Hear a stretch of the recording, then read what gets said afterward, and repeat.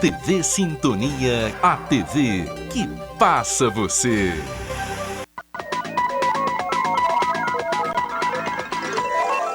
Jornal Sintonia. Apoio Mosaic Fertilizantes, ajudando o mundo a produzir os alimentos que precisa. Clique Telecom, o seu parceiro em tecnologia. Bradesco, quem tem conta, conta com mais benefícios. Policiais civis lutam contra a perda de direitos da reforma da Previdência Mineira. Eles percorreram ruas do centro de Araxá.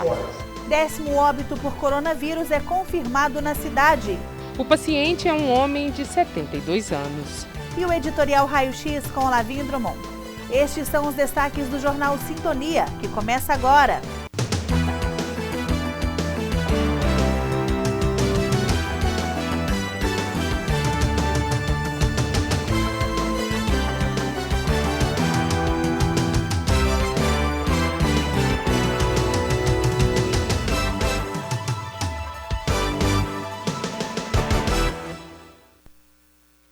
Boa noite. Policiais civis da Delegacia Regional de Araxá realizaram mais uma manifestação pela suspensão do trâmite de reforma da Previdência. A ação aconteceu simultaneamente em todo o estado, esclarecendo a população sobre os riscos das perdas dos direitos dos servidores em Minas Gerais. Em frente à sede da Delegacia Regional, os profissionais da Segurança Pública mobilizaram para mais uma manifestação contra a votação das medidas propostas no texto que tramita na Assembleia Legislativa de Minas Gerais, para que ocorra uma reforma previdenciária que inclui a classe. Nós, servidores públicos, precisamos ter condições dignas de trabalho. Na manhã de 6 de agosto, ocorreu um manifesto em todas as regiões mineiras, na batalha que tem milhares de servidores mobilizados. Tiago é perito criminal há 5 anos e avalia que as alterações propostas o desmotivarão de tal forma que, caso ocorram na íntegra, ele vai abandonar a carreira. Do jeito que a proposta chegou, até os nossos servidores, a alíquota está muito alta, Juntando a alíquota da reforma da Previdência, mais outras alíquotas de impostos que nós temos que pagar, ficaria praticamente inviável devido à carga psicológica que nós, no meu caso, perito criminal, tenho. Praticamente metade do meu salário iria só para a carga tributária.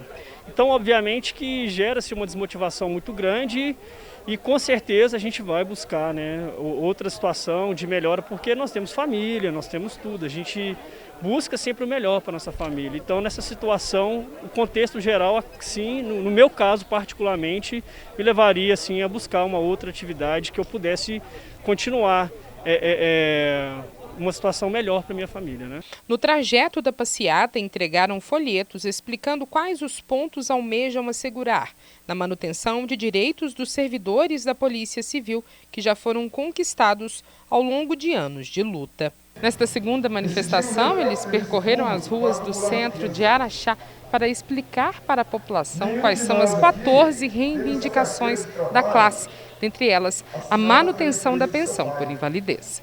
O delegado de trânsito, Renato Alcino, coordena o manifesto e busca a permanência dos pontos que já tem estabelecidos, como a pensão por morte integral, aquele que foi aposentado, e a alíquota linear de 10,5%.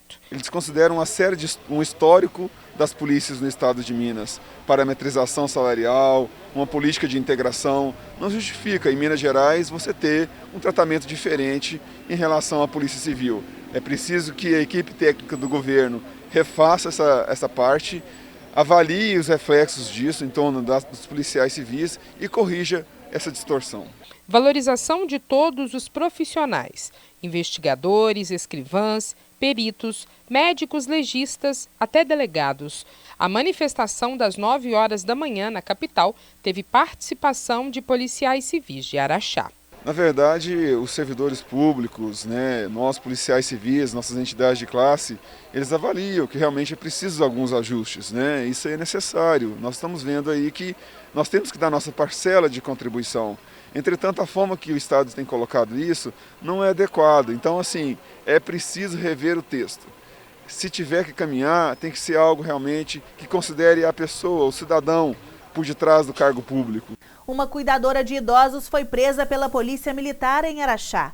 A prisão aconteceu após denúncia da filha do casal, que notou que aos poucos estavam sumindo pertences da residência dos pais. A suspeita estava comercializando pelas redes sociais os objetos furtados.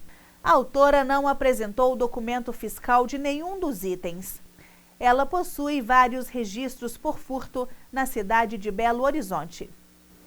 A Companhia do Corpo de Bombeiros de Araxá ministrou instrução básica de atendimento pré-hospitalar tático para militares do Tático Móvel da Polícia Militar. Foram repassadas técnicas de resgate de emergência em locais hostis, como em manifestações populares, além de técnicas convencionais como ressuscitação cardiopulmonar, desobstrução de vias aéreas, curativos em ferimentos causados por projéteis, dentre outras.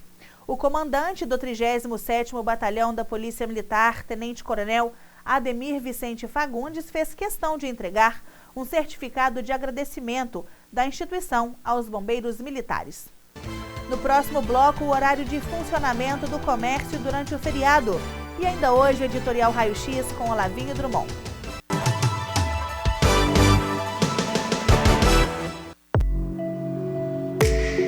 Em tempos tão desafiadores, é impressionante ver a capacidade que a gente tem de desaprender e reaprender.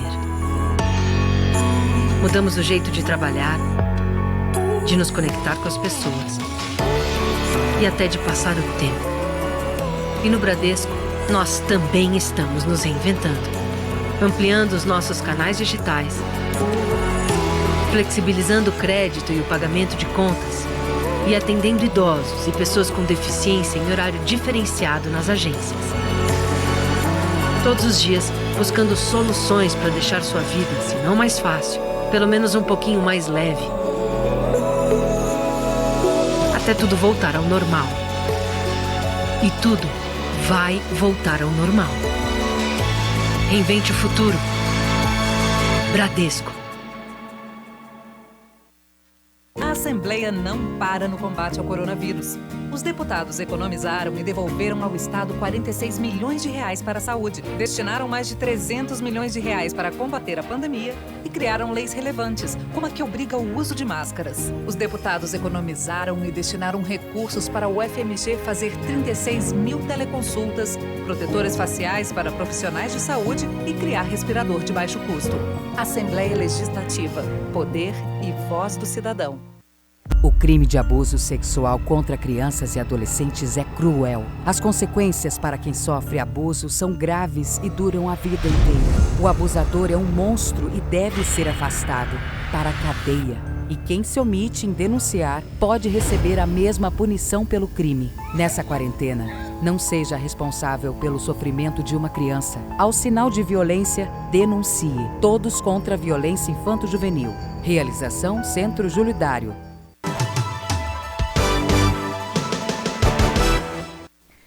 Sábado, 8 de agosto, feriado municipal, dia de São Domingos de Gusmão. E a pergunta que não quer calar é como ficará o funcionamento do comércio local.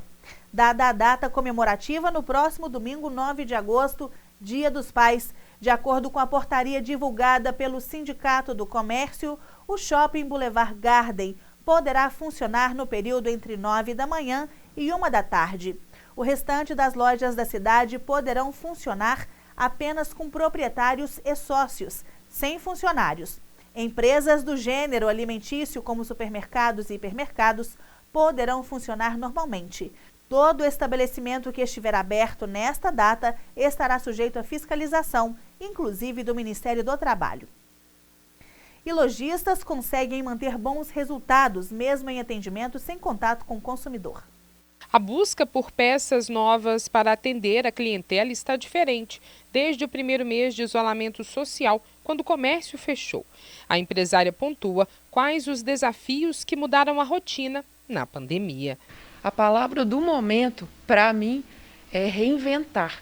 Então, a partir dessa palavra e dessa ação, foi necessário muitas mudanças, né, dentro do comércio. e a gente teve que aumentar nosso volume de vendas online. E como a loja nasceu online, isso foi um facilitador para todos nós. Mas diariamente enfrentamos novos desafios que a gente tenta, através de cursos, de treinamentos, tentar chegar no melhor resultado. O comércio varejista em Araxá, de forma geral, fez grandes adaptações com a nova forma de vender. Horário restrito para atender ao público, limite de pessoas dentro da loja e formas variadas de promoção. A moda na quarentena é um resumo do serviço individualizado no conforto do lar, que é considerado o novo normal para o segmento. 2 vezes por ano, a loja realiza uma grande promoção com descontos de todo o estoque. Porém, em 2020 está um pouco diferente nesse segundo semestre. Isso tem a ver com a pandemia, já que as coleções foram lançadas no tempo certo. Compras feitas por meio de aplicativos cresceram 30%, de acordo com o levantamento do Instituto Locomotiva. A alta foi significativa em 2 grupos populacionais, o de pessoas com mais de 50 anos de idade e o das classes C, D e E, que somadas representam mais da metade dos consumidores do país. 49% das pessoas abordadas declararam que pretendem ampliar as compras por aplicativos após o fim do isolamento social. Além disso, cerca de 1/3 pontuou que planeja reduzir as idas a lojas físicas. Mesmo tendo iniciado no ramo de vestuário com as vendas online, o cenário atual é diferente e diariamente desafiador para Débora. Muito importante entender o seu corpo. Então, até nos stories durante a nossa venda, a gente hoje respondemos para o cliente aquela peça no tamanho, por exemplo, P, o que ela veste, se é um 36, se é um 38, para a gente conseguir levar essa qualidade para o cliente, para a resposta final do cliente. As peças, quando chegam, e eu vejo que dá nas gestantes, diretamente eu já envolvo a cliente para a loja, mostrando para ela, até conseguir uma barriga falsa, para poder realmente provar para a cliente, mostrar para ela que dá para as nossas gestantes também. A seguir, Romeu Zema anuncia estabilidade no preço da energia elétrica e o editorial Raio-X com Olavinho Drummond.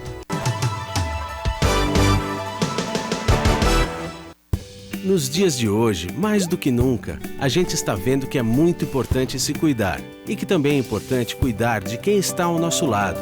Por isso, dê uma força para o comércio do seu bairro. Compre do pequeno. Você fica por perto de casa e com a sua força, os pequenos negócios também ficam mais fortes, ajudando a manter os empregos e a economia local funcionando. E isso é melhor para todos. Sebrae, a força do empreendedor brasileiro. Cada um ajuda como pode. Tem gente como o motorista de ônibus que ajuda quem precisa se locomover. O farmacêutico que ajuda com os remédios. O gari que mantém a cidade limpa. O policial que ajuda lá nas ruas deixando a gente seguro. E tem a nossa gente do Posto Ipiranga e da MPM que ajuda abastecendo esse pessoal. Que ajuda os professores e todos que estão trabalhando em casa. Que ajudam ficando em casa. Posto Ipiranga, você já sabe, se cuida aí. E se precisar, pergunta lá. Voltamos esta edição com a atualização da pandemia na microrregião. O 10º óbito foi registrado em Araxá nesta quinta-feira. O paciente é um homem de 72 anos que tinha diabetes e problema cardiovascular crônico. A cidade teve 19 casos a mais nas últimas 24 horas, totalizando 585 infectados pela Covid-19. Desses, 424 curaram e 151 estão em monitoramento. A ocupação de leitos de UTI em Araxá teve uma redução de 5%, tendo agora 10 pacientes, 5 de Araxá, 3 de Santa Juliana, 1 de Campos Altos e 1 de Pratinha.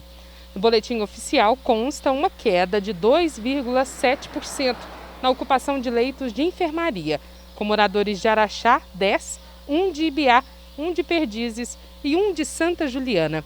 Os números gerais das 8 cidades da microrregião são 1.339 infectados, 42 a mais de ontem para hoje, 23 óbitos, 1.078 recuperados. A quantidade de casos manteve em Pedrinópolis e Itapira. Todas as outras 6 cidades tiveram elevação na atualização de hoje da pandemia. Na entrevista coletiva do governo do estado de hoje, Romeu Zema fez um pronunciamento sobre a ausência de reajuste no preço da energia elétrica em todo o território mineiro. Sinceramente, eu estou satisfeito porque tenho aqui uma notícia de âmbito social extremamente importante. Nós sabemos que desde o início da pandemia, todos os mineiros foram impactados, muitos perderam seus empregos, muitos perderam renda, e tudo que nós pudermos fazer para ajudar as famílias é importantíssimo. E conseguimos um feito que eu diria notável.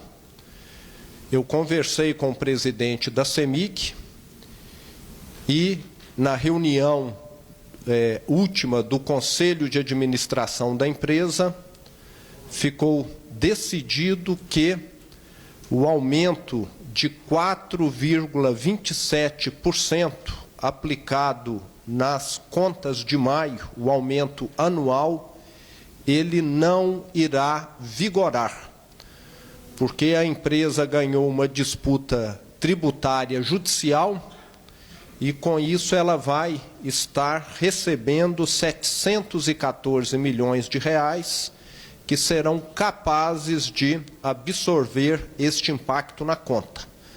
Então, o mineiro não terá reajuste na conta de energia elétrica esse ano, como aconteceu em todos os anos anteriores. E vale lembrar também que esse reajuste da CEMIG acaba beneficiando pequenos empreendedores, microempresários que também foram duramente atingidos. Essa solicitação já foi encaminhada à ANEEL e agora nós estamos aguardando somente a aprovação da ANEEL, o que deve se concretizar porque tem toda a fundamentação técnica para tal. A CEMIG, como eu disse, teve um ganho extraordinário de 714 milhões de reais e esse ganho será repassado para os consumidores. Então, fico extremamente satisfeito de estarmos aqui fazendo mais uma ação social que vai impactar todos os mineiros. Para mim, é muito satisfatório isso. E Fernando Passalho falou sobre o programa Minas Consciente e a adesão dos municípios. Eu gostaria de começar falando sobre o programa Minas Consciente, como um todo. Dizer e relembrar a todos da importância deste novo Minas Consciente, com este novo protocolo, um protocolo único, um protocolo amplo, que traz as informações para todas as situações em que ocorre risco. Um protocolo único que vai servir de guia, não só para as empresas, mas também para todos os cidadãos mineiros que estejam à procura de uma forma segura de lidar com a pandemia. E esse protocolo é a referência do Plano Minas Consciente. Outro ponto que eu queria colocar, eu tenho aqui alguns pontos, muita gente perguntando e questionando a questão do Plano Minas Consciente em relação aos municípios. A gente queria enfatizar, relembrar e reforçar que o plano não foi feito para ser obrigatório. Não cabe ao Estado impor algo aos prefeitos. Muito pelo contrário. Os prefeitos nasceram nas suas respectivas cidades, cresceram, viveram lá, e nós sempre acreditamos que este sim é a pessoa mais adequada para lidar com as adversidades do município no que tange a pandemia. Ele conhece o município melhor, então o plano foi feito para ser uma alternativa. O prefeito que tiver à procura de uma alternativa para combater a pandemia, este poderia fazer a adesão ao Plano Minas Consciente. Em que pese, nós tivemos uma decisão judicial, e essa decisão judicial foi provocada pelo Ministério Público, acabou dando essa obrigatoriedade de os prefeitos decidirem se seus municípios farão adesão pela deliberação 17 ou pela deliberação 39. Quando me perguntam se o município precisa ou não aderir, se vai ou não aderir, o que eu respondo é o seguinte: essa é uma situação entre o município e a Justiça. Uma vez que houve a decisão está valendo e ela foi muito clara no que diz respeito à adesão à deliberação 17 ou 39. A decisão de não aderir ao plano é uma situação da Prefeitura, do município com a Justiça. É claro que o Estado, ele fez um plano pensando em atingir o maior número de municípios, mas sempre respeitando a soberania e a capacidade de reflexão e decisão de cada prefeito. Outro ponto importante também é registrar que hoje nós tivemos uma excelente reunião, uma reunião técnica com a Granbel. Os prefeitos procuraram o Estado para conversar, para discutir sobre o plano. E hoje eu, representando a Secretaria de Desenvolvimento Econômico, mais o chefe de gabinete da Secretaria de Saúde e a Mila, da Agência Metropolitana de Belo Horizonte, e o Igor Eto, da Secretaria de Governo, recebemos os prefeitos. Foi uma conversa técnica, uma conversa importante, em que foi oportuno tirar as dúvidas que todos os prefeitos que tinham. Conversamos bastante, elucidamos melhor os casos, recebemos sugestões. Então, essa reunião hoje com a Granbel foi muito boa, muito oportuna, e a gente queria aqui deixar esse registro. Bom, fazendo esse link, os prefeitos estiveram aqui e foi uma oportunidade para a gente fazer essa devolutiva de forma mais adequada a eles em relação a esse novo plano que contou com a participação de toda a sociedade. Vários elementos da sociedade, cidadãos, empresários, prefeitos, vários elementos da sociedade foram protagonistas das mais de 600 propostas e sugestões que nós recebemos para se chegar a este novo plano Minas Consciente. Então, nós temos, foi a maior consulta pública já realizada pelo Estado e foi muito importante para a gente, porque quando você constrói uma política pública ouvindo as pessoas, nós temos a maior chance de ter adesão e de que realmente ela seja efetiva na vida delas. Outro ponto importante que eu queria citar é sobre os municípios de até 30 mil habitantes. Tem gerado algumas dúvidas e eu acho importante aproveitar esse espaço e elucidar. A Secretaria disponibilizou no site a lista dos 362 municípios que têm até 30 mil habitantes e, além dos 30 mil habitantes, um percentual de incidência menor que 50 casos para cada 100 mil no município. Então, nessa linha, nós temos dos 730 municípios ao todo, pouco mais do que isso, nós temos 362 que estão atendendo a essa regra. Isso quer dizer que os 362 municípios estão no Minas Consciente? Não. Isso quer dizer que os prefeitos desses 362 municípios que aderirem ao plano Minas Consciente poderão abrir o comércio, as lojas do seu município, atentando à onda amarela. Ou seja, são 362 municípios que, se os prefeitos destes aderirem ao plano Minas Consciente, poderão utilizar-se da referência da onda amarela e deverão ficar na onda amarela durante 28 dias ininterruptamente para um eventual avanço para a onda verde. Lembrando que o retrocesso de ondas sempre poderá acontecer em qualquer situação. Fique agora com o editorial Raio-X com Olavinho Drummond.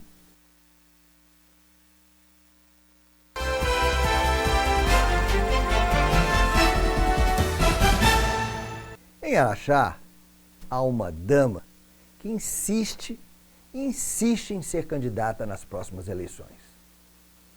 Detalhe, tem fraquíssimo potencial de votos. O interessante é que ela não aceita tal realidade e é chilique para cá, chilique para lá, alega ter munição forte, costa quente, contatos poderosos, esquemas diversos e uma estrutura surpreendente. Será? Será? Imagina. Ela esquece que os olhos imparciais do Ministério Público e do Poder Judiciário estarão bem abertos, abertos como nunca nesse processo eleitoral. Verdade, verdade, verdade. E agora o mais absurdo. Para demovê-la dessa aventura descabida, os bombeiros de plantão até prometeram uma vaga na capital federal para ela. Dessas muitíssimo bem remuneradas, e olhem só, que sequer necessita mudar do nosso Araxá. Isso na gíria política é conhecido como funcionária fantasma. Por fim, vale lembrar, em tempos de pandemia, se chilique de ferro ou até chilique de ouro não funcionam, muito menos chilique de lata. O Raio-X voltou e voltou para ficar. Obrigado, obrigado, obrigado.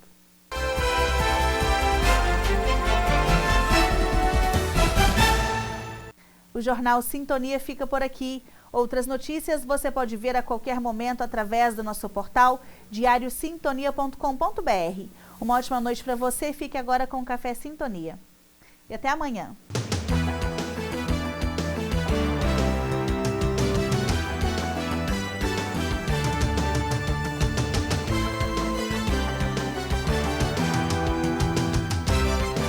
Jornal Sintonia. Apoio Mosaic Fertilizantes, ajudando o mundo a produzir os alimentos que precisa. Clique Telecom, o seu parceiro em tecnologia. Bradesco, quem tem conta, conta com mais benefícios. Café Sintonia. Curiosidades. Apoio Centro Veterinário Araxá. Carinho e amor pelo mundo animal.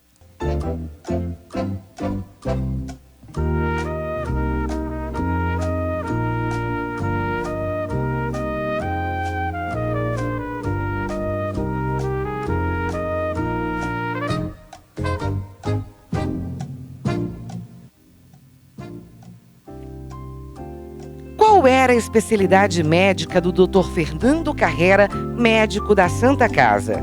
Letra A, otorrinolaringologia. Letra B, ortopedia. Ou letra C, ginecologia.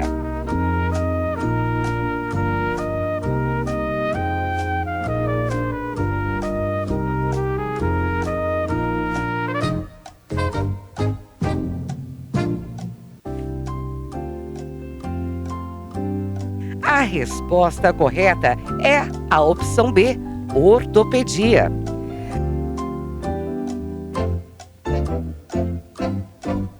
Fernando Carrera de Queiroz, araxaense, nasceu em 13 de fevereiro de 1942. Formou-se em medicina pela Universidade Federal de Minas Gerais. Em Belo Horizonte, fez residência médica em ortopedia infantil e ortopedia adulto. Terminada a residência, retornou a Araxá e foi trabalhar no Hospital Regional Dom Bosco e depois se transferiu para a Santa Casa de Misericórdia de Araxá. Café Sintonia. Curiosidades. Apoio Centro Veterinário Araxá. Carinho e amor pelo mundo animal.